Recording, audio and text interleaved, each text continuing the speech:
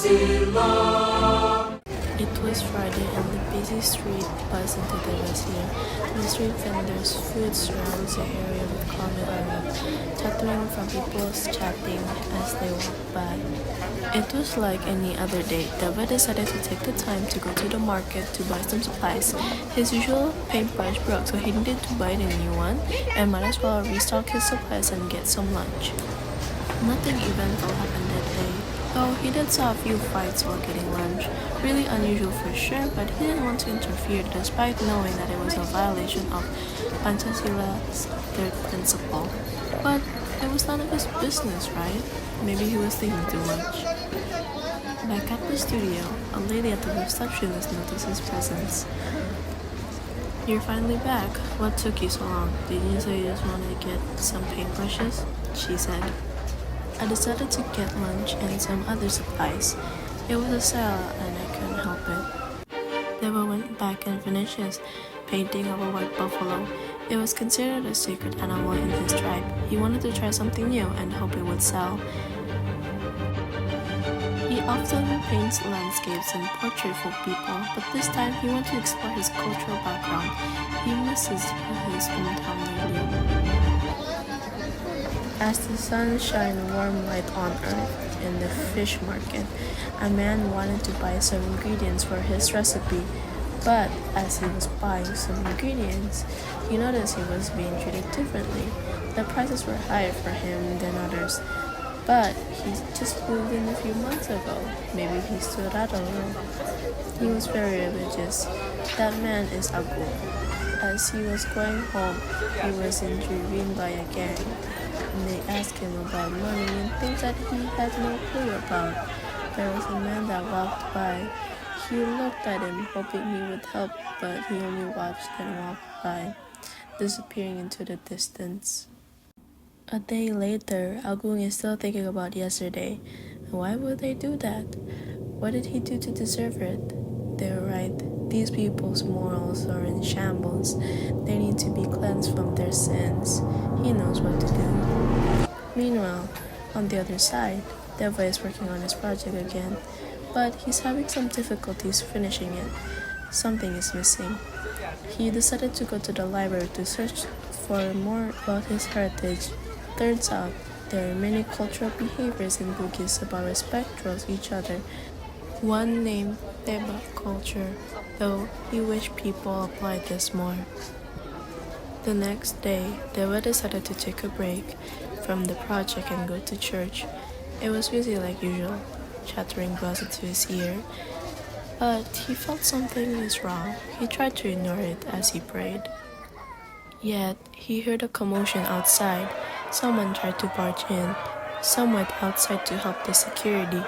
Deva heard a few words, something about a suicide bomb. But why? Fortunately, the police came and sent everybody home early. On Monday, the studio is more quiet. "I've heard about yesterday. Are you sure you want to continue?" asked the receptionist. "You know you could take a day off anytime, right?" "I'm fine. I just wanted to finish this." "You haven't touched your palette." "It's just that, why would anyone do that? For what?" Sometimes people are clouded with hate and anger to see what they're doing, and sometimes that anger is targeted towards a specific group. Don't let that happen to you.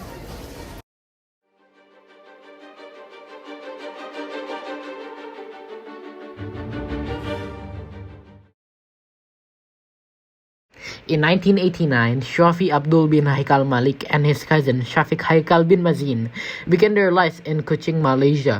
Their Banjaris heritage ties them to the city's diverse fabric, like how they are hardworking and they're also smart at managing the tides since they live in a similar place like Banjarmasin that are made up of rivers. However, they have a hard time adapting to the community there because of the difference and the accent. Mazin, Shafiq's dad, informed Haikal's Shafiq's dad about their family property in Tanah Bumbu. As Shafiq and Shafi progressed, they became more independent on their own life. Shafi won a scholarship and majored in geology, while Shafiq majored in engineering and struggled with the Malaysian student loan. 2011, they reunited with Shafiq working to pay off the student debt. On the night of October 25th, the plane crashed due to the damage to the runway. Shafiq and his father are thrown away of the plane, and Shafi and Haikal rescue them. As they wait for Mazin, they share a strong bond, and news of Mazin's survival bring both a relief and heavy blow. As their family's future unfold, an unexpected decision emerge. Mazin passes the line to Haikal, who takes on the responsibility. When Haikal succumbs to illness, Shafi, inspired by his geology background, aimed to establish a charcoal company in Tanah Bumbu. The dispute between Melayu and Banjar ignites, posing a threat to the Melayu community as well as the Banjar community in Kalimantan, Tanah Bumbu, because of a provocation done by someone. Shafi was arrested due to the allegations of starting this conflict that posed a threat to the unity of Indonesia that goes against the third Pancasila. Paris Sitompul, Shafi lawyer, found that Shafiq was the one who started the provocation and Shafi was freed and not guilty. Shafi wanted to restore peace in Tanah Bumbu by implementing the spirit of Lamun Tanah Banyu Kahada, by helping communities bridge together, and Shafi also gave work to the residents there with the help of Shafi that lines up with the third Pancasila. The battleground became a harmonious place where people agreed to work together to reach the same goal, and also to restore Pancasila third principle, which is the unity of Indonesia.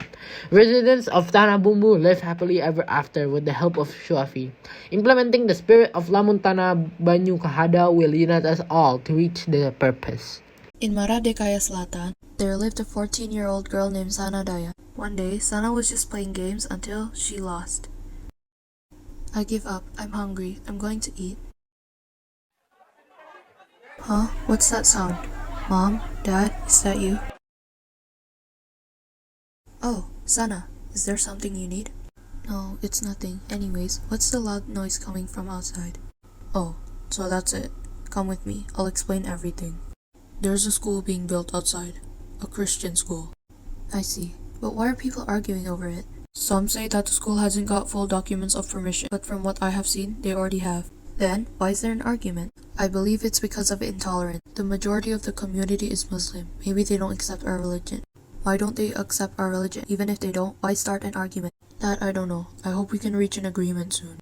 Sana thought, why didn't they just discuss with more parties instead of just the villagers? This would solve the problem without a need for an argument.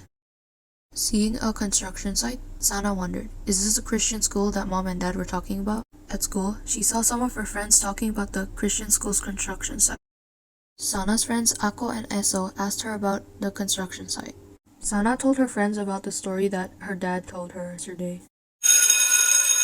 Good morning, everyone. Have you all seen the construction outside? Let's discuss it. Most of the students didn't know what's going on and asked the teacher. It seems not everyone is aware. Basically, a Christian school is being built, and there are protests claiming that there are missing documents, but I believe it's because of intolerance. Miss, Sana told me the same story earlier. It's so shocking that people are just protesting without knowing the actual story.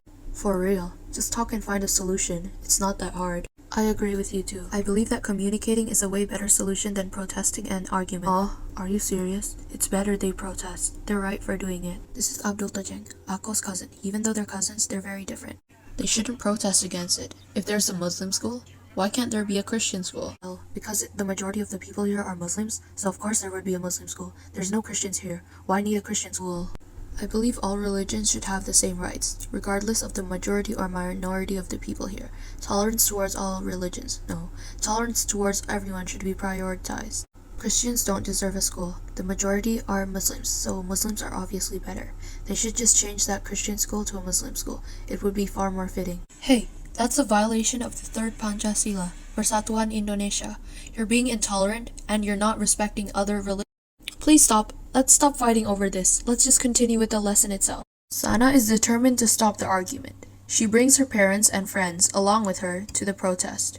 On one side, the protesters argue that the school lacks permission and is being built in a mostly Muslim community, while the other defends their right to practice their religions freely. Sana and her group stepped forward. Sana took a deep breath and yelled, "Stop." The crowd was taken aback by Sana's voice. We're a community. We need to communicate and understand each other. The conflict isn't just the school's construction. It's actually a deeper issue about the misunderstandings and intolerances in our community. We need to respect each other's beliefs, whether Christian, Muslim, Catholic, or anything else. It's normal to have different religions and beliefs, but that shouldn't tear us apart. Instead of arguing and protesting, let's find a way to coexist peacefully. Let's stop the protests and gather as a community. We can have discussions, involve representatives from different beliefs, and work towards understanding each other. This way, we can ensure that everyone's voice is heard, and we can find a solution that respects the diversity within our community.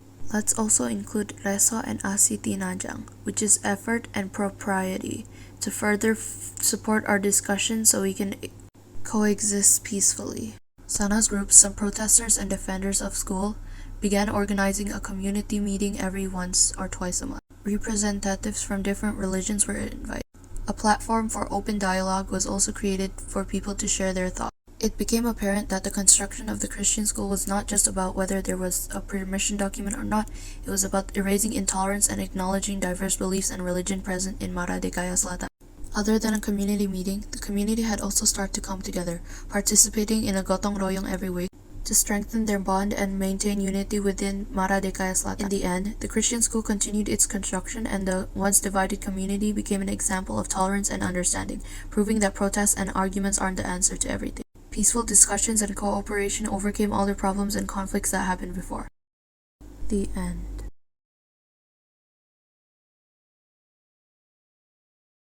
Good afternoon, friends. My name is Deraja, and today I'm going to share my story. The title is Elok Bulok Stop Racism. Once upon a time, there was Kiakik who lived in the city of Banjar. In the past, Kiakik was born in a small village somewhere in Kalimantan. When Kiakik turned an adult, he moved to another city and now lives in Banjar. One day, when Kakik was walking in the sidewalk minding his own business, while he was walking, there was a guy named Hajarjir.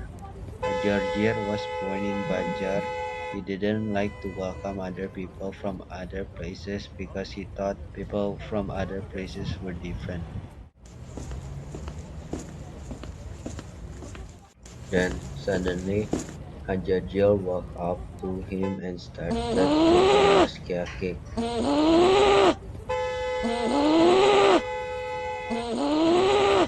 Kakik didn't know what he just did and tried to stop the situation. Kakik tried to ignore it, but Hajarjir kept shouting at him and talking about his looks. Kakik didn't know how to handle this situation, and suddenly Hajarjir pushed him and tried to make Kakik leave the city until Kakik pissed off and tried to fight back and tried to stop Hajarjir from his assault. Following that is Alat Bullock who lived in Banjar and was taking a walk in the sidewalk when he heard an argument in the distance. Alat Bullock followed the sound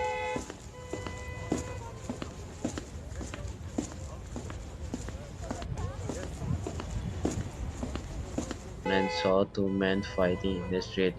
When both of them calmed down, Alat Bullock explained to Kakik and Hajajir about the third principle of the Pancasila and explained that hating other people or refusing to become one is a violation because despite the difference in our looks, belief, culture, and other characteristics, we are still part of the human race.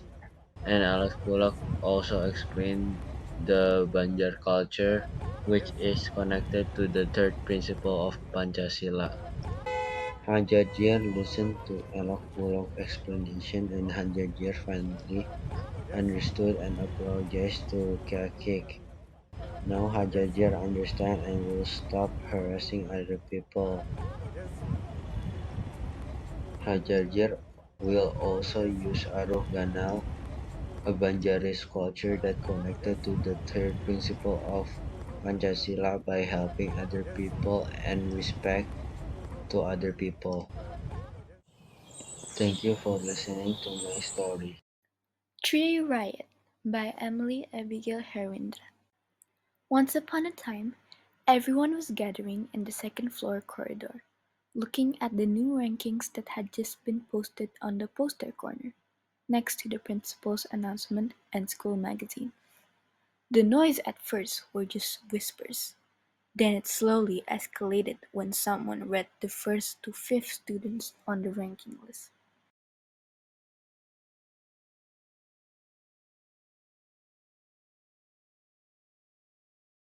Erika Karaing, congratulations!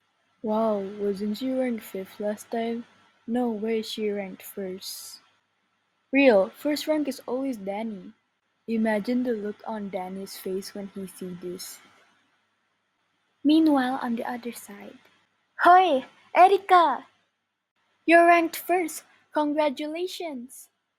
I did? That's some brilliant news. Yeah, you did. You better give me those tutor. I want to be a first ranker too. I'll inform you about those tutors, but thanks for telling me what rank I got. No worries. Anyways, have a good day. Thank you. You too.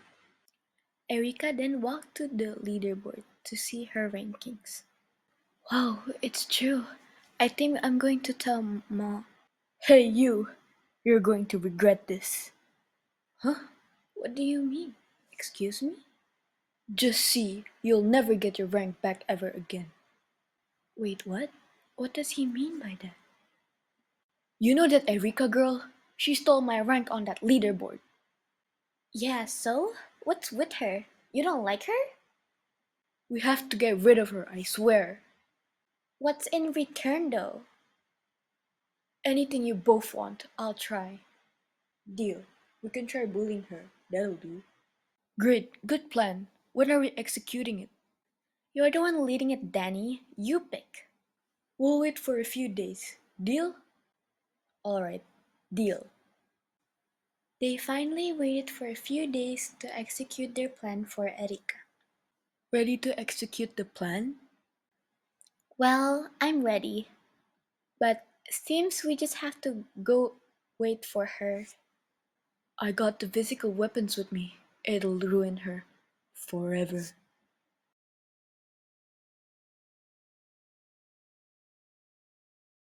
They then waited for Erika's arrival for a couple minutes.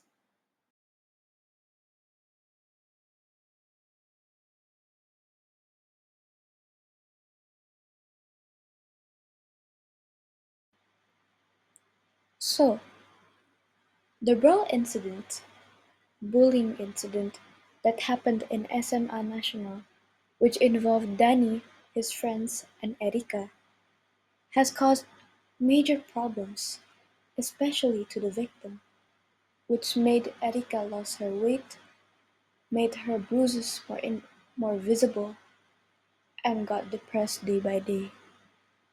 Also caused a lot of major other problems, and is very detrimental to the mental and physical health of Erika.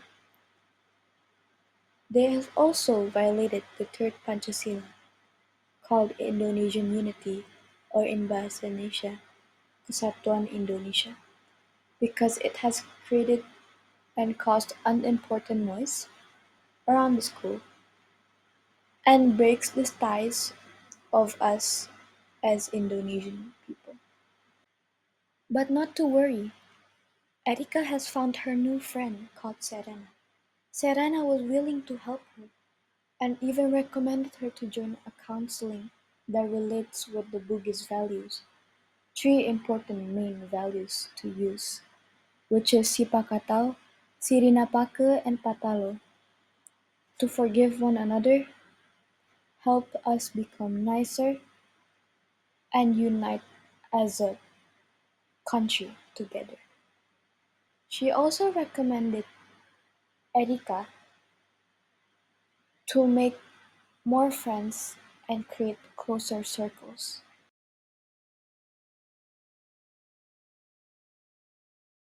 The sound of a baby's cries filled the room, followed by sighs of relief and shouts of joy.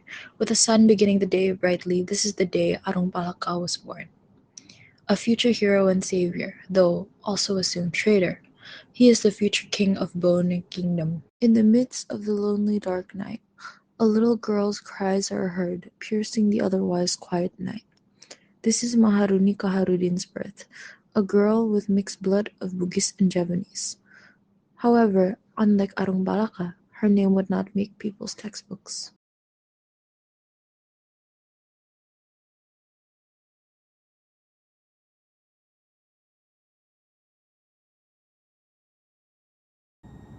So lonely. Are you here to skip that boring dinner too? No? Then why aren't you playing with the other kids? They don't like me, I don't like them. What? Why? You don't look that scary? Well, because I'm mixed and they don't like that. This is a violation of the third principle of Pancasila, Persatuan Indonesia, because those children do not respect differences and don't accept Maharini. Oh, they bully you, don't they? That's fine, I'll be your friend's dad. Huh? No. Okay, we're friends now. What? I just said no. They became best friends throughout their entire childhood until they grew up, a few years later. He looks a bit Dutch now. Are you saying the enemy is here? I'll try looking into him later. That afternoon. Hey you, who are you? I'm Art, miss, may I help you? Do you happen to be part Dutch? Yes, but please don't fire me, I'm an orphan. What? Why? Because I'm Dutch and people don't like that. Because I'm different. The rest of the afternoon, they spend time together sharing about their past and stuff. Maharini begins to see herself in him. Bye-bye, miss. Thank you for your kindness. Days pass. Maharini and Art spend almost every afternoon in the garden talking with each other and growing close. I know that you're spending time with that Dutch boy again. So what? I've told you before, he is just a servant boy or one of those village kids. But he's Dutch. We can't trust him. His kind has killed our people. He can't be one of us. He's different. He can be the change we need for peace. You don't know that. Don't expect me to protect you when he kills you too. Fine. Maharini and Arung Palaka don't talk for a few days after the argument until Maharini has to leave for an overseas trip. Maharini, wait. I'm sorry, I shouldn't have concluded that he was a bad person without knowing the boy. I don't want to be bad terms with you while you're gone. I forgive you, but you should really try to get to know Art. He's just a kid. I'll try for you. I just miss spending time with you. We can spend more time together when I get back. I have to go now. A few days later. Sir, where is Lady Maharini? She's on a business trip for a few days, and you've been spending a lot of time with her lately, no? I heard that you're Dutch, those people who've killed dozens of my people, but sir, I'm not like them. Can a Dutch like you really live like a Buddhist person? Do you even follow our principles, our culture, or our traditions? Stay away from Maharini. Oh. The day comes when Maharini returns. She was greeted warmly by Arung Palaka, but she noticed that Art was avoiding her and decided to talk about it to Arung Palaka. Arung, I think Art is avoiding me. Why, yeah? Did you tell him about your business trip? Maybe he's mad. What? No. Did you talk to him? Did you threaten him? Art, did Arung Palaka say anything to you?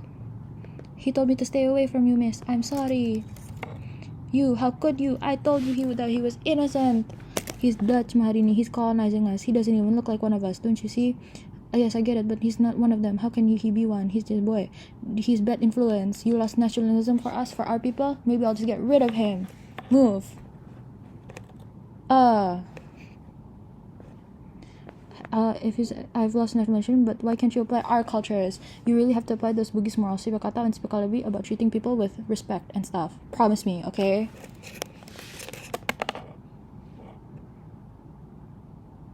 I'm sorry. Alright. I promise you. Years later, as Arung Palaka became the king of Bon, he remembered those words. Even as he worked with the Dutch to save his people, he followed her words. Pancasila Sila ketiga. There lived a girl named Kim and her friends who lived in Banjarmasin, South Kalimantan. Every day they walked to school together, as usual, to go to class. The alarm beeped early in the morning.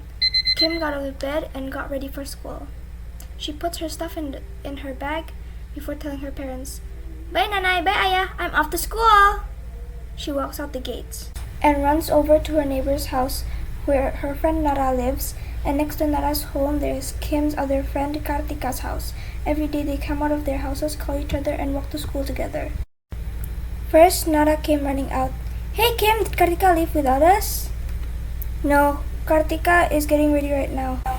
2 minutes later, Kartika ran out of her gate.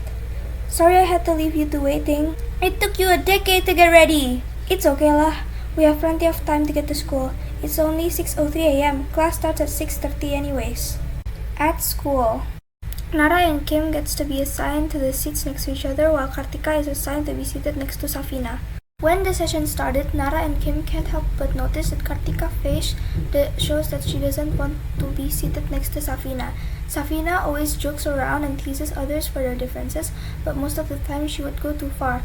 Safina could be also mentioned as a bully towards others that are different from her. Because of this, Nara and Kim both agreed to confront Safina about her actions right after the class ends. After class, as Safina packed her stuff, Kim and Nara walked towards her desk. Can you not make fun of Kartika? I mean, we can see that she looks unhappy because of it. Yeah, just because she's from Java doesn't mean she's that different from us. We're all Indonesian after all. What would you know? Your stupid mom is literally Filipina. But I'm still Indonesian, so what if I'm Filipina and Indonesian? I'm still Indonesian. Sila ketiga Persatuan Indonesia. You can't just exclude me because of my differences. Yeah, whatever you say. After the encounter, they agreed to tell the teacher on what happened. After what happened, they complained to the teacher and the teacher arranged the time to do problem solving with them and Safina. When carrying out the problem solving session, the bully came to a logical consequences. Bila wani menimbang lunta, wani tu menajuni. Meaning that if you dare to do something, you must have the courage to take the risk. After solving the problem, they all understood the importance of tolerance with each other and the importance of applying Pancasila, especially the third sila. The bully apologized to the others for her behavior. I'm so sorry for treating you guys differently, just because you had a different culture from others. And for Kartika, I'm so very sorry for laughing at you and making fun of you, just because you're not from Banjar. I should have acted more diverse to you. It's okay, Safina, I forgive you. Safina promised to always follow Pancasila and not violate the sila, especially sila ketiga Persatuan Indonesia.